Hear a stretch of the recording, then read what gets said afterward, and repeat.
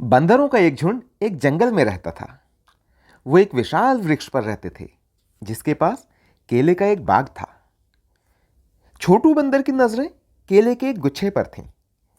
उस सुबह वो नाश्ते में केले खाने की योजना बना रहा था। छोटू केले के गुच्छे पर कूदने ही वाला था जब उसकी मां ने उसे रोक दिया।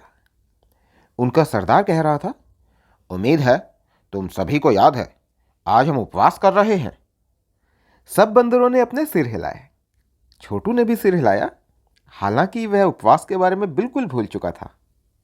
सरदार के एक इशारे पर सभी बंदरों ने अपनी आंखें बंद कर लीं। आंखें बंद करना उपवास करने में मदद करता है, मां ने समझाया। कुछ देर बाद छोटू ने धीरे से अपनी आंख का एक कोना खोला। उसकी नजर केले के पेड़ पर पड़ी, पीले केले। मम्मा, छोटू बोला, मैं सोच रहा था। तुम क्या सोच रहे थे? मां ने बेसब्री से पूछा। मैं सोच रहा था उपवास करने का मतलब है हम कुछ भी नहीं खा सकते, सही है ना? हाँ, कुछ भी नहीं खाना।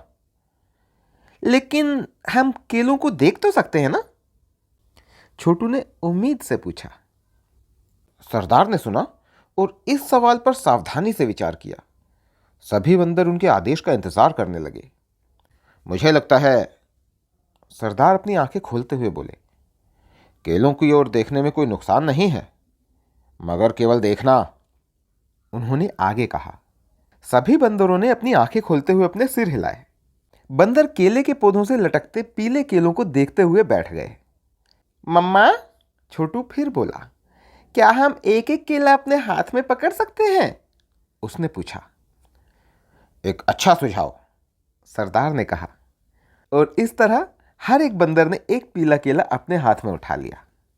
लेकिन इसे खाना नहीं, सरदार ने सख्ती से कहा। अब अपनी आंखें बंद करो, उन्होंने आदेश दिया। सभी बंदरों ने अपनी आंखें बंद कर लीं। छोटू ने फिर से अपनी आंख का एक कोना खोला और तरसते हुए अपने हाथ में लिए केले को देखा। मैं सोच रहा था, छोटू ने बोलना शुरू किया। सभी बंदर सुनने के लिए उत्सुक थे कि छोटू के मन में क्या है। क्या केले को छीलने में कोई नुकसान है? छोटू ने उम्मीद से पूछा। आप ध्यान दें, इसे खाना नहीं, सिर्फ केला छीलना और इसे देखना।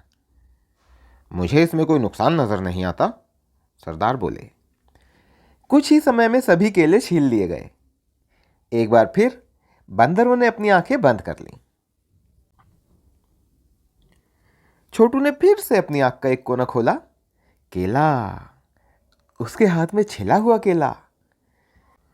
छोटू, इसे खा नहीं सकते, मां ने उसे धमकाया। मैं सोच रहा था।